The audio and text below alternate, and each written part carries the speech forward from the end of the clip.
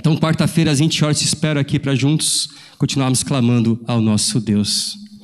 Pai, abençoe teu filho, ó Pai, que vai estar ministrando a palavra aos nossos corações. Use ele de forma poderosa e graciosa em nossas vidas. Precisamos receber a tua porção, Senhor. Porque através dessa porção, teremos a direção, teremos as tuas bênçãos e a tua capacitação. Então use o Espírito Santo de forma graciosa e poderosa o teu filho maior, em nome de Jesus. Amém. E glórias a Deus.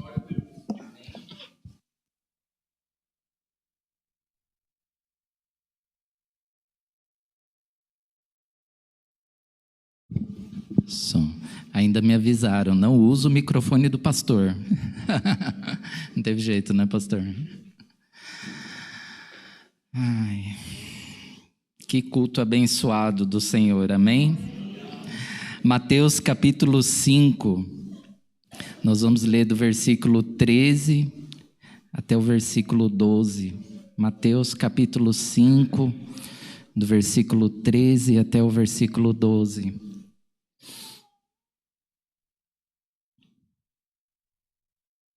Mateus capítulo 5, 6 e 7, ele é conhecido pelo Sermão do Monte, onde os principais ensinamentos de Jesus foram colocados quase que juntos, né?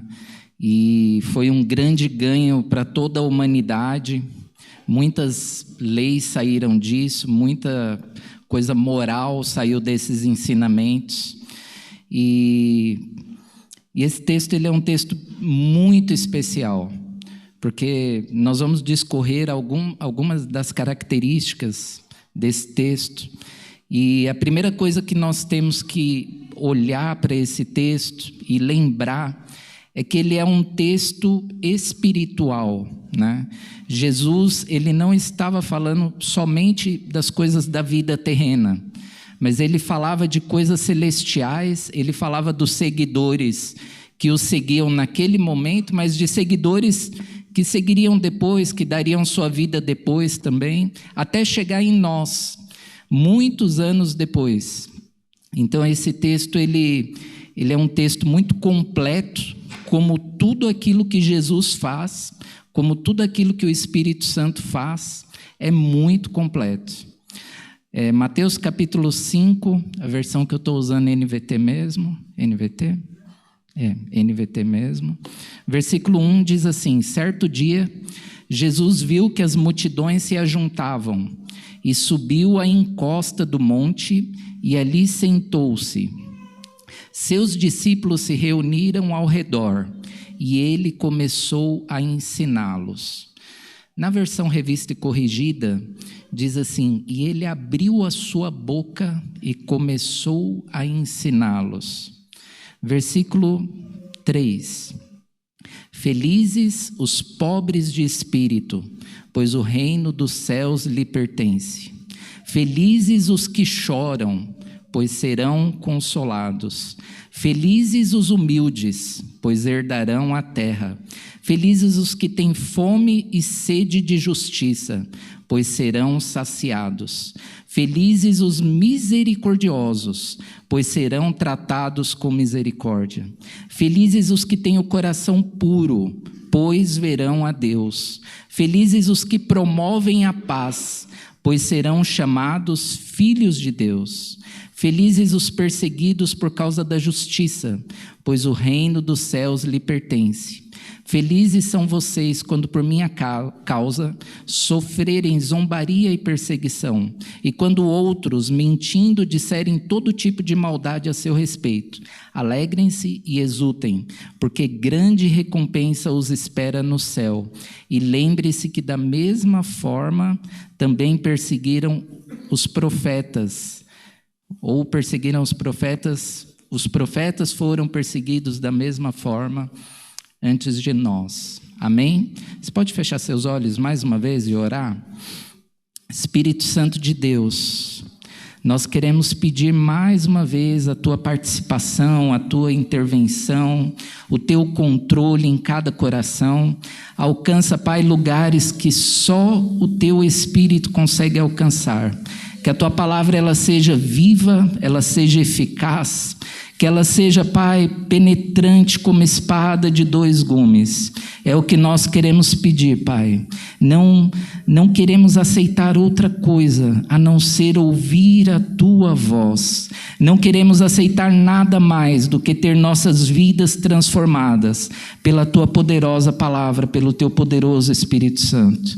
É o que nós queremos pedir nessa noite. Em nome de Jesus, amém. Amém. Como diz o pastor Walter, se nós pudéssemos dar um título para essa mensagem, né, pastor? Seria a alegria do reino. Muito se fala sobre alegria, muitos livros são escritos, muitos vídeos na internet, sobre satisfação, sobre alegria, sobre prazer. E esse texto, ele traz para nós uma série de bem-aventuranças, que é uma alegria muito completa. Nas outras versões ele vai dizendo: bem-aventurado os que são perseguidos, bem-aventurados misericordiosos, bem-aventurados pacificadores. Nessa versão que nós usamos, ele já traduz feliz aquele que chora, feliz aquele que tem fome e sede de justiça, feliz o misericordioso. Então o nosso tema não poderia ser diferente do que a alegria do reino, ou a felicidade do reino. Quantos aqui precisam ser felizes? Quantos aqui querem estar felizes? Levante uma da sua mão. Nós precisamos da alegria que vem do Senhor. Outro texto diz que a alegria do Senhor é a nossa força. A alegria do Senhor é a nossa força. E quando eu leio esse texto, lá na língua portuguesa, né? Eu fui consultar a língua portuguesa, nós encontramos um sujeito oculto nesse texto. O que é um sujeito oculto? Ele é aquele que não está visível na frase ou nas frases, mas ele pode ser identificado pelo contexto, né? Nós vamos discorrer que é desafiador ser um pouco do que está descrito aqui, essas 7 características, mas nós vemos que esse sujeito oculto que aparece aqui, que Jesus não mencionou ele propriamente, mas nós sabemos que nós dependemos dele para chegar nessa felicidade, se chama Espírito Santo de Deus. Nós lembramos que Jesus, no capítulo 4, se voltarmos um pouco, capítulo 4, versículo 1, Jesus foi conduzido ao deserto.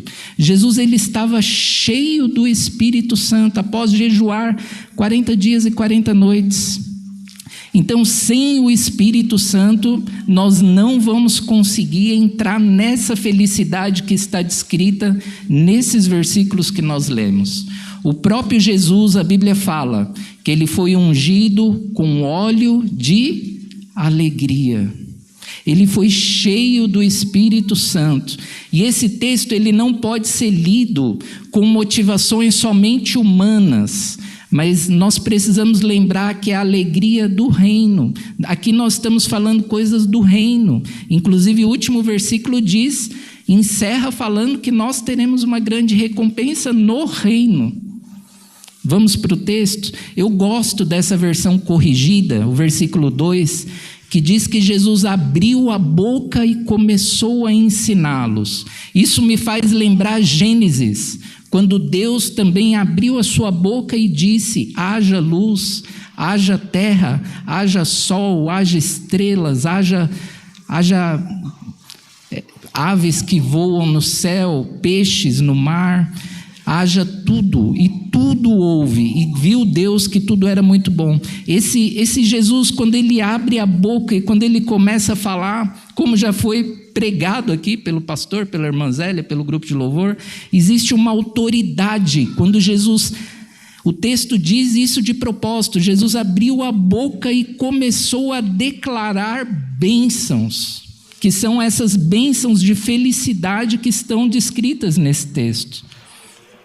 Lembrando que Jesus, ele não é homem para que minta, e nem filho do homem para que se arrependa. Nós vamos sair daqui nessa noite convidados a fazer parte dessa felicidade, dessa bênção em cada característica. O versículo 3, ele começa falando: felizes os pobres de de espírito, porque deles é o reino dos céus. E nós podemos ser tentados a olhar para esse texto e falar, esse versículo específico, e falar assim: eu sou pobre, então eu estou encaixado nesse texto. Eu não tenho bens materiais e eu estou encaixado nesse texto. Mas na verdade não está falando de pobreza de bens materiais, de posses materiais terrenas. Na verdade está falando pobreza de espírito. Aquele que reconhece que precisa de Jesus. Aquele que reconhece que precisa de arrependimento. Aquele que reconhece que estava perdido como ovelha sem pastor. Aquele que reconhece que não conseguiria se salvar sozinho. Esse é o pobre de espírito. Esse é aquele que sabe que é pobre diante de Deus, porque nossos pecados são muitos e o Deus é muito santo. Ele não nos aceitaria com esse monte de pecado, a não ser que tivesse um Cordeiro de Deus que morresse em nosso lugar. E hoje, quando nós pensamos em ser pobre de espírito, em reconhecer que Jesus é Deus, em reconhecer que nós precisamos de um Salvador, muitos não reconhecem. Tem um texto de Apocalipse que fala de uma igreja inteira, né? Que ela achava que ela era rica, ela achava que ela era grande, ela achava que ela era tanta coisa. E Deus vem falando que ela era pobre, nu, cega. Então, esses pobres de espírito, meus irmãos, são todos aqueles que já reconheceram a sua humanidade, os seus pecados, todos aqueles que já entregaram sua vida para Jesus. Existe uma promessa para esses: deles é o reino dos céus. Isso me leva a pensar o como nós precisamos baixar a nossa bola. O quanto nós precisamos lembrar que a graça de Deus nos salvou, que sem Deus nós não somos nada. Outro dia eu perguntei para um jovem, eu falei: você acha que você é Deus? Você acha que você consegue prever o futuro? Você acha que a sua vida está tão no controle da sua mão assim, desse jeito? Acho que ele ficou com raiva de mim. Mas é algo para nós pensarmos. Será que nós precisamos ter uma doença grave para isso? Um acidente grave? Ou será que nós podemos nos render e falar: Senhor, eu quero ser esse pobre de espírito. Eu quero andar humildemente na Tua presença, lembrando que a salvação é só por Jesus. Muitos anos de igreja a gente começa a achar que merece tipo bônus, e não tem nada a ver. A graça de Jesus, ela se estende a nós, homens e mulheres e crianças e idosos, pecadores.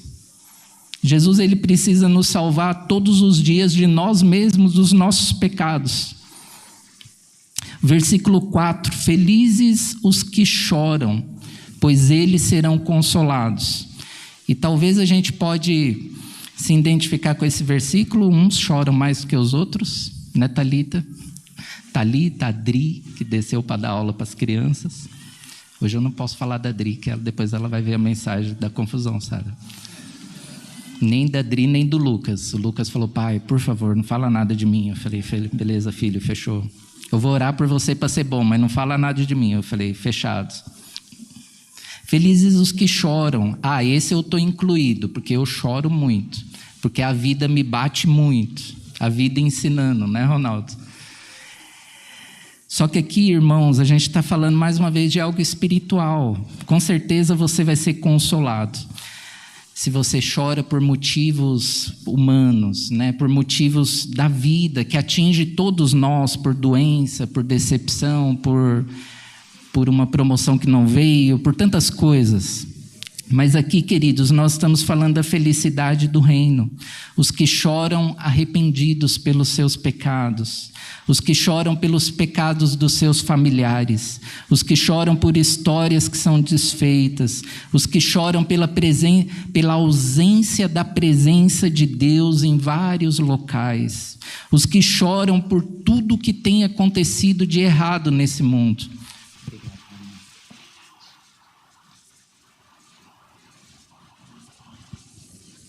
Os que choram, eles serão consolados. E lembra que eu falei do sujeito oculto nesse texto?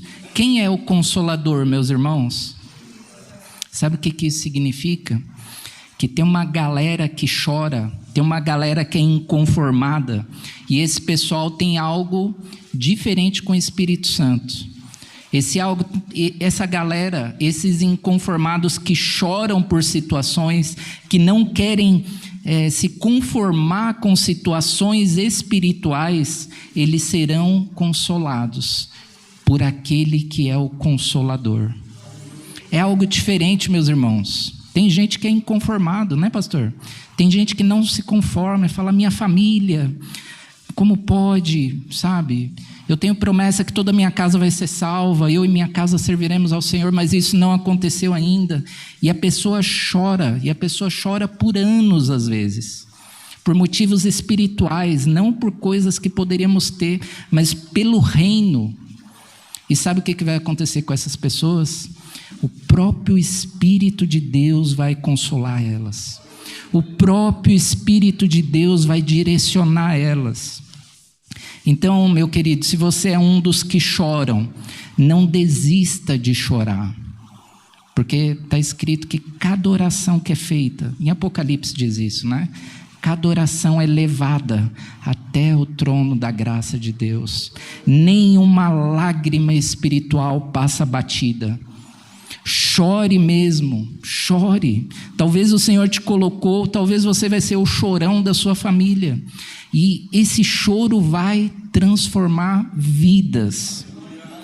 Os que semeiam com lágrimas, colherão com júbilo e alegria.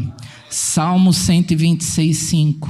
Salmo 126:5. Os que semeiam com lágrima, com júbilo ceifarão. Versículo 5. Felizes os mansos, porque eles herdarão a terra. Esse ser manso, meu irmão, não conota tristeza, ou não conota fraqueza, mas conota disciplina e autocontrole. Lembra que eu falei do sujeito oculto? A mansidão é um fruto do Espírito Santo. A mansidão é quando o Espírito Santo entrou em nós e fez diferença na nossa forma de agir, de ser. Sabe o nível máximo? Quando o Espírito Santo encontrou lugar e já transformou a nossa vida. Se nós ainda temos dificuldade em ser manso, existe uma promessa para nós, existe um Espírito Santo querendo nos ajudar para nós alcançarmos a mansidão. Tem gente que é muito bravo, né? E não adianta nada. Cada vergonha, né? Eu já fui muito bravo, muito macho. Hoje eu entendo que o meu Jesus, ele é manso. Ele é manso e humilde de coração. Eu não sou um trouxa, né? Com desculpa da palavra. Mas Jesus, as pessoas precisam ver Jesus em mim.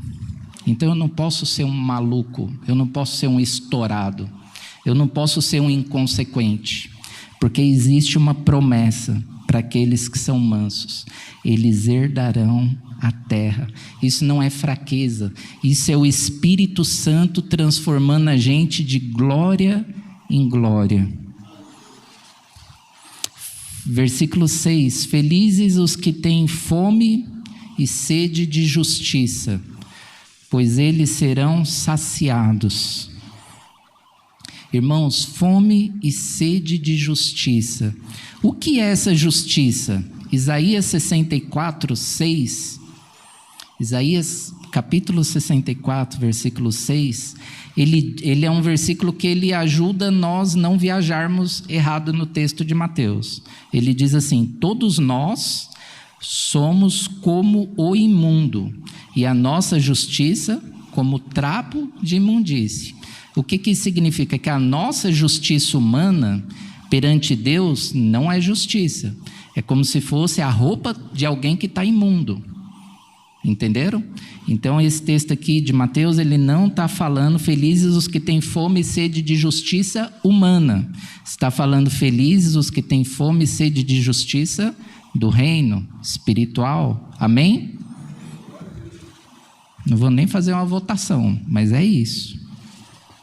Sabe o que é essa justiça espiritual, irmãos?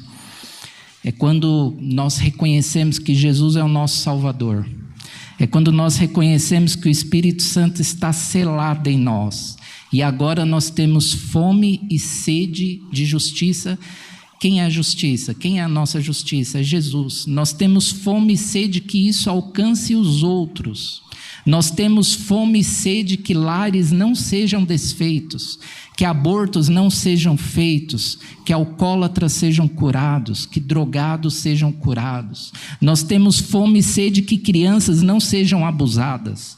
Nós temos fome e sede de que as pessoas conheçam Jesus e a força do seu poder.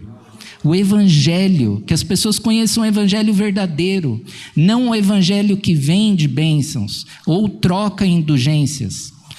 Isso é fome e sede de justiça. É um pouco também de não se conformar, é um pouco de se posicionar com tantas seitas, tantas mensagens falsas que tem por aí. Isso é fome e sede de justiça, porque um dia todos nós compareceremos diante do tribunal de Cristo, grandes e pequenos, reis e pobres, todos comparecerão diante do reino de justiça. Fome de justiça é querer vidas libertas, é mudar destinos, é ajudar pessoas, é ajudar pessoas, conduzir pessoas a Jesus, acompanhá-las até o batismo. Fome e sede de justiça é discipular, é se comprometer. Fome e sede de justiça é pensar assim: se Jesus entrar nesse lar, tudo será diferente. Isso é fome e sede de justiça. E qual que é a promessa? Eles serão o quê? Ajuda aí, mídia. Eles serão o quê? Eles serão saciados. Irmãos, está escrito que talvez eles serão saciados? Está escrito que em alguns casos Deus vai escolher e eles serão saciados. Está escrito que metade será saciado. Consegue entender a importância de nós termos fome e sede de justiça? O mesmo Deus, o mesmo Jesus que conduziu o povo de Israel, que abriu o Mar Vermelho, que deu a terra prometida, que abençoou Josué, é o mesmo Deus que está prometendo que se você tiver fome e sede de justiça, você será saciado. Quantos querem ter fome e sede de justiça divina? Levante a mão. Quantos querem se comprometer com isso? Por isso que Jesus falou: ame ao seu próximo. Porque às vezes a gente quer fazer a justiça só na África, mas às vezes a gente precisa fazer dentro da nossa casa, com o nosso vizinho, com o nosso familiar.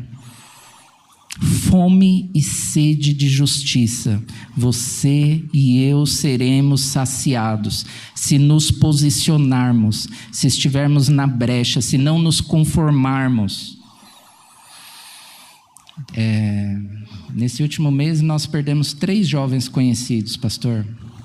O Anderson conhece, acho que um deles, né? Vizinho do Anderson, do David também, da Jana. Jovem, um deles, e outros 2. E eu estava falando para a Dri, eu falei: Dri, não é normal. Satanás, ele está ceifando a vida de jovens. E como nós vamos ter fome e sede de justiça na prática? Comece apoiando o ministério de jovens da igreja. Isso é prática. Então, o resto é história. Traga seu filho, traga seu vizinho, chame, convide, pergunte para a galera jovem como pode ajudar, financie eles, manda dinheiro para eles, que muitas vezes eles precisam. Isso é fome e sede de justiça. É a gente não se conformar, não achar que está tudo bem. Jovens de 20 anos, 22 anos, não era para estar perdendo a vida por briga, por assassinato. Isso é fome e sede de justiça. nós seremos saciados. Nós queremos ser saciados em tantas coisas, né? Nós podemos ser saciados, irmãos, porque isso aqui é uma promessa. Versículo 7. Felizes os misericordiosos, porque eles alcançarão misericórdia. Ser misericordioso, irmão, é um atributo do próprio Deus. Esse nós não achamos muitas vezes na lista dos frutos do Espírito Santo. É algo é do Deus Pai. É o Deus Pai que é misericordioso, né? Um atributo dele. Isso só é possível, meus irmãos, se nós estivermos cheios do Espírito Santo de Deus. Ah, mas eu tive pena, eu tive compaixão, eu deixei passar. Isso é só alguma gota, porque nós parecemos com Deus em algumas coisas, mas é muito pouco. O texto ele está falando que os misericordiosos, ele alcança misericórdia. Nós nem precisamos entrar no assunto do perdão, por exemplo, porque tanto já foi falado, né? Que nós seremos perdoados assim como nós perdoamos, a oração do Pai Nosso. E tem tantos textos que Jesus nos leva a pedir que perdoe, ter misericórdia, não dar o que a pessoa merece, que é exatamente o que Deus teve conosco, porque nós não buscávamos a Deus, nós merecíamos o inferno, mas Deus mandou Jesus quando ainda éramos pecadores. E a misericórdia de Deus, ela nos salvou e continua nos sustentando dia após dia. As misericórdias do Senhor se renovam dia após dia. E nós precisamos virar a chave nessa questão da misericórdia, porque muitas vezes nós nos achamos grandes demais e não estendemos misericórdia ao nosso próximo. E o texto diz que aquele que é misericordioso, ele também alcançará misericórdia.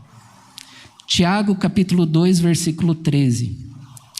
Porque o juízo é sem misericórdia para quem não usou de misericórdia. O juízo é sem misericórdia para com aquele que não usou misericórdia. A misericórdia triunfa sobre o juízo. Eu tenho direito, mas eu vou usar a misericórdia. Porque Deus Pai, Ele tinha o direito de nos condenar, mas Ele usou a misericórdia e enviou Jesus. E se você, meu querido, você pode orar nesse momento por misericórdia? Fala assim: Jesus, me enche de misericórdia. Faz o teu Espírito Santo trabalhar no meu coração na questão de misericórdia, de perdão, de graça. Assim como eu fui alcançado, eu quero estender essa misericórdia a outros. Me dá sabedoria, me dá inteligência. Nossa salvação é completa, nós representamos um reino. Nós não podemos não ser misericordiosos, porque nós só fomos salvos pela misericórdia de Deus.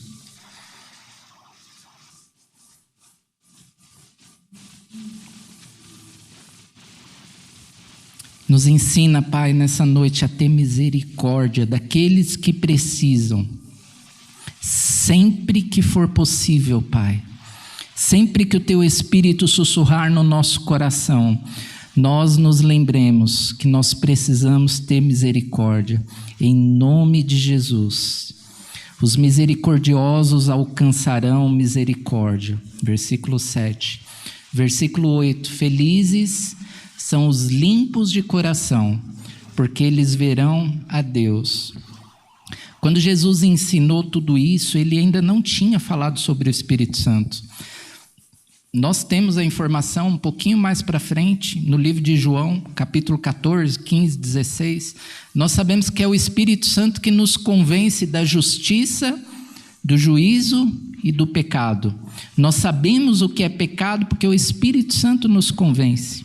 E o Espírito Santo que ele nos faz confessar os nossos pecados. E esse versículo 8, ele nos lembra: felizes são os limpos de coração, porque eles verão a Deus. Você quer ver a Deus? Como você vai para o céu que Deus está, se o seu coração não estiver limpo? Nós podemos ter desculpas, justificativas, podemos nos esconder atrás de doutrinas evangélicas ou católicas, ou seja o que for. Mas o versículo, irmãos, ele não vai deixar de ser o versículo. E quem falou isso foi Jesus. Foi aquele que é o dono do céu. Amém? Que ele é o dono. É bom a gente... Será que a gente vai conseguir se desculpar diante de Jesus, diante do Espírito Santo de Deus, que nós não mantivemos ou que nós não buscamos ter o coração puro? Será que isso será possível?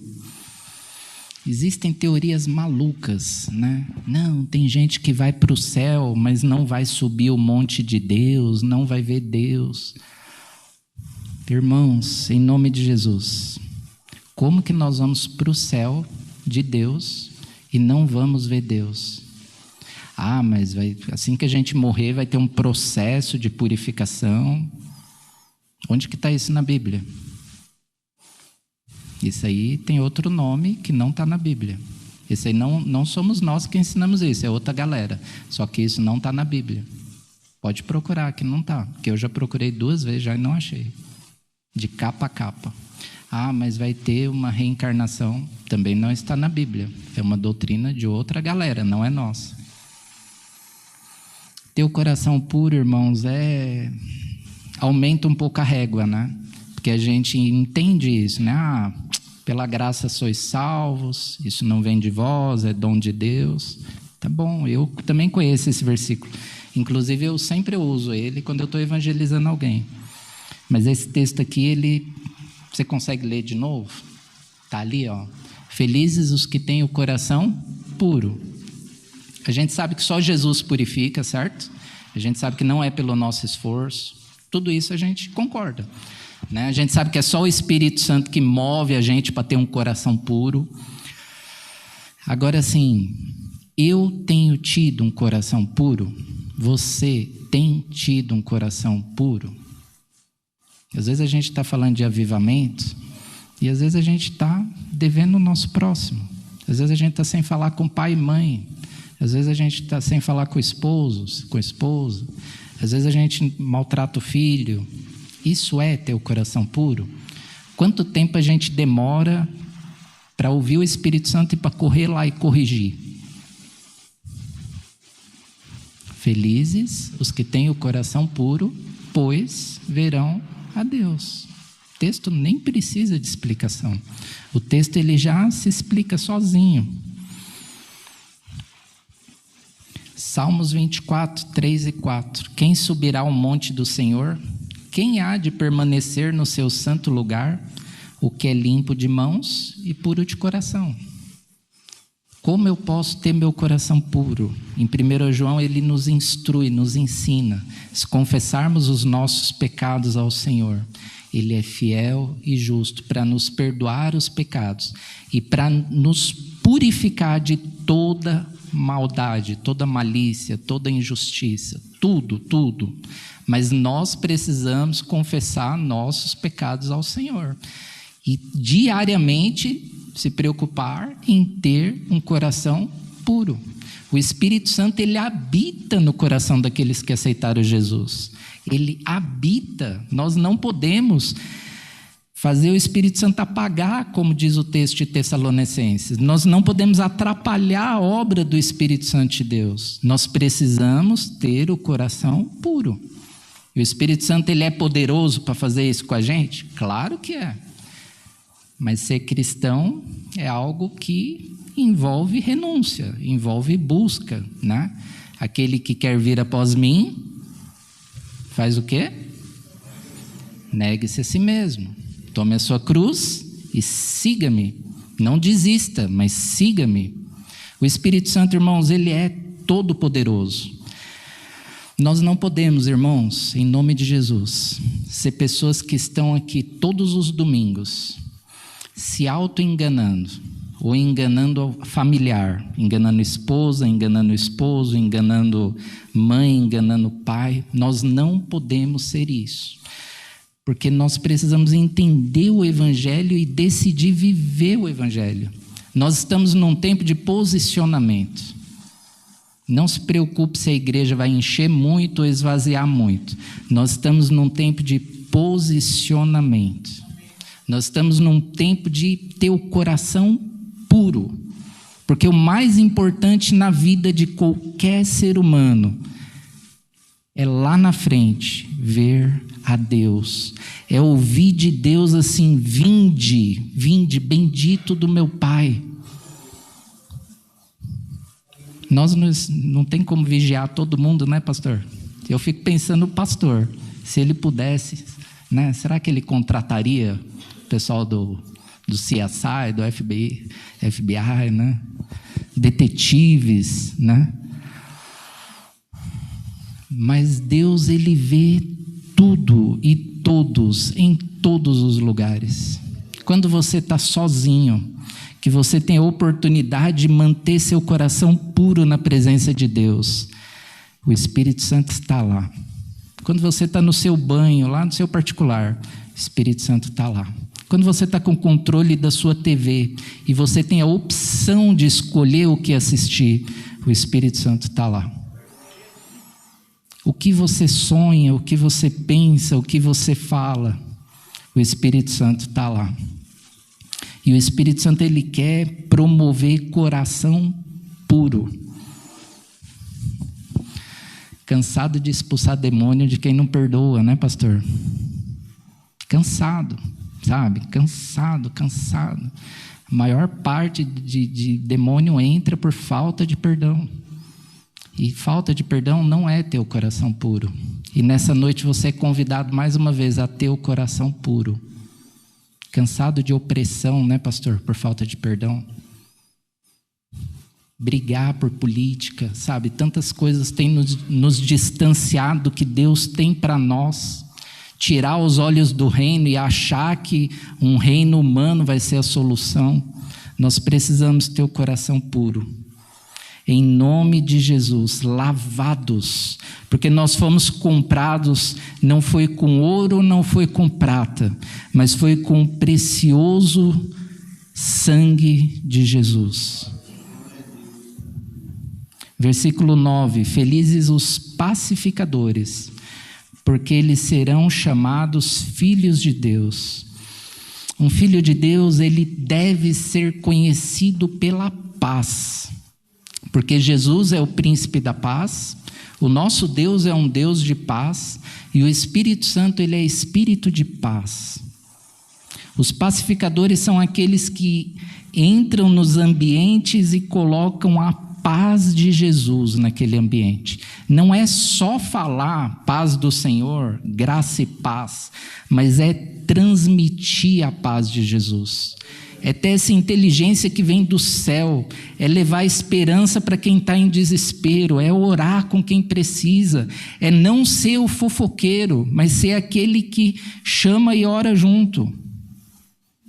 Só tem no Novo Testamento, tem 2 motivos que nós vamos ser reconhecidos como filho de Deus.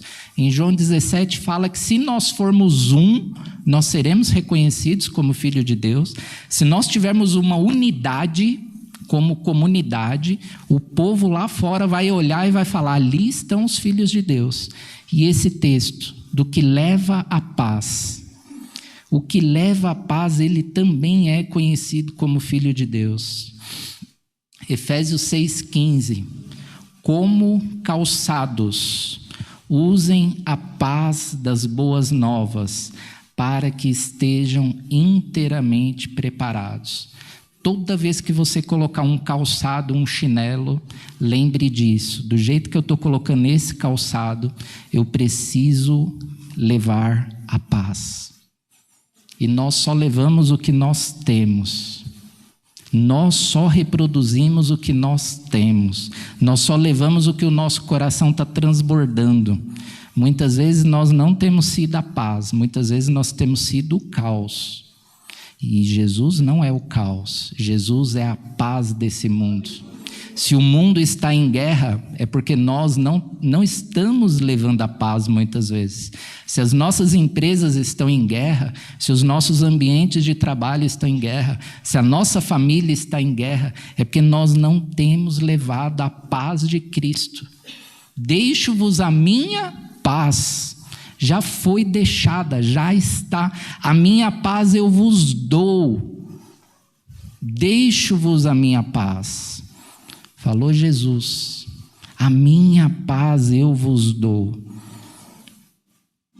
Amém? Quantos querem levar a paz? Quantos querem ser mensageiros de paz? Irmãos, o versículo 10 e 11, eu não sou digno de colocar esses versículos para nós, tá bom? Versículo 10 e 11, eu não sou digno. E eu acho que nós não somos dignos. Porque quando nós pensamos em perseguição, a gente mistura muitos os assuntos, né? A gente acha que é ideologia, acha que é tanta coisa diferente, acha que é partido político, direita, esquerda. Quando, na verdade, meus irmãos, todos os discípulos, os primeiros, a galera do primeiro século, todos eles foram mortos, crucificado de ponta cabeça, o outro crucificado em formato de X, o outro estava orando, tomou uma flechada, o outro foi transpassado por uma lança. Os 11 discípulos morreram assim de formas, foram mártires. Estevão foi apedrejado. O único discípulo que não morreu foi João, do Apocalipse. Mesmo assim, ainda tentaram matar ele, jogaram num caldeirão cheio de óleo fervendo. Ele teve queimaduras seríssimas, mas ele não morreu. Foi daí que surgiu o filme Duro de Matar, né? Incrível, o cara sobreviveu. Aí mandaram ele ser exilado numa ilha lá, foi aí que ele escreveu o Apocalipse. Todos morreram dessa forma. Hoje, meus irmãos, hoje, em 22 países do mundo, a Bíblia ela é totalmente proibida. Em 22 países do mundo hoje, a Bíblia é proibida. Em vários outros países, a Bíblia é controlada. Para você ter uma Bíblia em casa, o governo tem que ter autorizado você ter Bíblia em casa. E esses países, eles trabalham com pena de morte e prisão perpétua. Em 56 países não existe liberdade de culto religioso, nem para cultuar e nem para evangelizar. Países como China, Irã, Nigéria e tantos outros, as igrejas elas são subterrâneas. As igrejas fazem cultos escondidos. Então, meus irmãos, com todo respeito, nós não sabemos o que é perseguição, porque nós estamos com a porta aberta, a janela aberta, domingo, 8 horas da noite. Nós não temos ideia o que é perseguição. Mas pesquise sobre isso, janela 10x40, né? Locais que realmente existe perseguição com morte, Coreia do Norte. Existem pessoas dando a vida pelo Evangelho. E nós estamos nessa noite aqui perguntando quem quer ter o coração puro, quem quer perdoar, quem quer ser o pacificador. Então, assim, esse texto, essa parte do texto, irmãos, ela não chegou em nós ainda. O Brasil é um país que tem uma liberdade gigante, sabe? As brigas nossas é briga de Facebook, é briga de Instagram, isso não dá em nada, comparado aos nossos irmãos que estão dando a vida. Conta-se de uma família da Coreia do Norte que toda a família foi enterrada viva, né? Toda a família, crianças e tudo mais. Criança, o pai e a mãe. Eu não sei se foi o pastor que contou, ou se eu vi isso em algum lugar. E o pai falou, fica tranquilo, essa noite nós vamos jantar com Jesus. Pessoas cheias do Espírito Santo que estão dando a vida, estão cultuando, estão evangelizando com risco de pena de morte. E eu vejo que isso tem que ser um incentivo para nós. Muitas vezes está garoando, a gente não vem. Muitas vezes a gente não se envolve. Muitas vezes a gente é muito bom lá fora e muito fraco aqui dentro. Da palavra, hein, pastor? Hoje não era exortação. Não está sendo, né, irmãos? Não está sendo exortação, amém? Nossa, ouvi só o Ronaldo só. Não está sendo exortação, amém? É o Mateus 5, irmãos. Eu não posso fazer nada. Não dá para maquiar. Não dá para falar assim, felizes os que choram, então chore bastante. Não é isso que o texto está falando. Feliz é aquele que chora por arrependimento, aquele que chora porque é inconformado com a situação. Amém?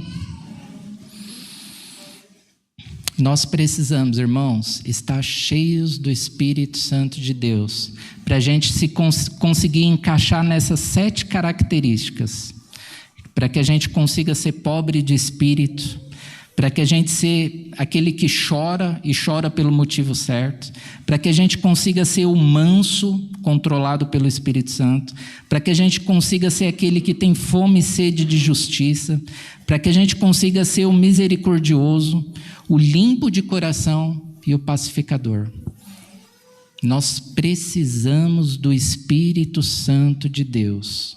O Espírito Santo, ele é o sujeito oculto nesse texto. Ele não aparece descrito, porque Jesus ainda não tinha falado sobre ele. Mas é impossível nós conseguirmos alcançar isso sem o Espírito Santo de Deus. O Espírito Santo de Deus é ele que nos conduz até Jesus. É ele que convence o homem da justiça, do juízo, do pecado. É ele que zela por nós, é ele que é o nosso selo. Nós demoramos muito para falar do Espírito Santo de Deus. Quantas mensagens em João 14, em João 15, em João 16, a gente passava por cima e não falava dele. E hoje nós reconhecemos a nossa dependência dele. Hoje nós queremos dar espaço para ele. E eu queria te convidar o grupo de louvor para vir aqui na frente. E eu queria convidar você a se colocar de pé. E você orar ao Senhor de tudo isso que foi falado, o que ficou no seu coração, o que o teu Espírito Santo falou com você, o que o Espírito Santo tocou no seu coração. Você precisa ser mais pacificador, você precisa ter mais o coração limpo, levar as coisas de Deus mais a sério, você precisa ser mais misericordioso, você é aquele que precisa ter mais fome e sede de justiça, você é aquele que precisa ser mais manso, aquele que chora mais, aquele que é mais pobre de espírito, menos orgulhoso, menos arrogante. O que o Espírito Santo de Deus falou com você? Fale com ele, converse com ele. Eu te desafio nessa noite, peça respostas a ele. Ele tem promessas, ele quer nos aperfeiçoar. O fruto do Espírito, ele tem parte disso e ele ainda complementa. O fruto do Espírito é amor, alegria, paz, longanimidade, benignidade, bondade, fidelidade, mansidão, domínio próprio. O fruto do Espírito, ele é completo em nossa vida. Muitas vezes nós não temos tido alegria porque nós não temos buscado a alegria espiritual. E a alegria terrena, ela é passageira. A gente conquista e já fica insatisfeito. A gente ganha e já quer ganhar outra coisa. A gente vai e já quer ir para outro lugar. A alegria humana é passageira, a alegria terrena é passageira. Mas a alegria que vem do céu, ela permanece. A alegria de ganhar alguém para Jesus, isso permanece. A alegria de discipular permanece. A alegria de batizar permanece. A alegria de orar e ter uma resposta de oração, de sentir o cuidado do nosso Deus, isso permanece. A alegria das pessoas te procurarem e falarem, ore por mim, eu quero ter essa paz que você tem. A alegria de ter um pai, como foi falado. Vale a pena, meus irmãos, vale a pena. Vale a pena ter a alegria do céu. Nós só seremos completos quando esse vazio no nosso coração for preenchido pelo Espírito Santo de Deus. Não temos vida sem o Espírito Santo de Deus, sem o rio de Deus passando pelas nossas vidas. É Ele que vai nos manter puro, o coração limpo, a mente focada. Nós tivemos um curso esse fim de semana e o Alex Ribeiro Dias participou desse curso. O Alex é piloto de Fórmula 1, ex-piloto, 90 e tantos anos de idade, lúcido, né? Hoje ele é dos atletas de Cristo, ele é lúcido. Você ouve as palavras dele, é alguém que seguiu Jesus a vida inteira, é alguém que foi controlado pelo Espírito Santo, é alguém que teve uma vida vitoriosa, mesmo na muita idade. Ele fala assim: eu ainda tenho mais para fazer para Jesus. Eu ainda tenho mais que ser transformado de glória em glória. Você pode falar isso? O Senhor me transforma de glória em glória. Ah, Espírito Santo de Deus, não nos deixa ser conformados. Não nos deixa ser negligente com o tempo que o Senhor nos deu nessa terra. Não nos deixa, não nos permite. Não nos permita, Senhor. Não nos permita as distrações tirarem a alegria verdadeira, o óleo de alegria que vem do Espírito Santo de Deus. Não nos deixa guardarmos mágoa, rancor, falta de perdão. Que a tua alegria seja constante em nosso coração, que a tua alegria seja a nossa força, que a tua alegria seja a nossa força, porque essa é a promessa. Que a tua alegria seja a nossa paz, que mesmo no choro, Pai, haja esperança. No nome de Jesus, nós servimos aquele que pode todas as coisas, naquele que sonda corações. Servimos aquele que é poderoso para fazer infinitamente mais, para derramar alegria nessa noite, libertação nessa noite. Servimos aquele que tudo está ao seu controle, tudo ouve ao comando da sua voz. Nós seguimos aquele que pode todas as coisas, que é o Todo-Poderoso. Céu e a terra se ajoelham diante dele. Ele é o Todo-Poderoso. Ele é o Santo de Deus.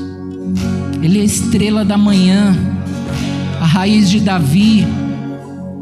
Ele é o ancião de dias.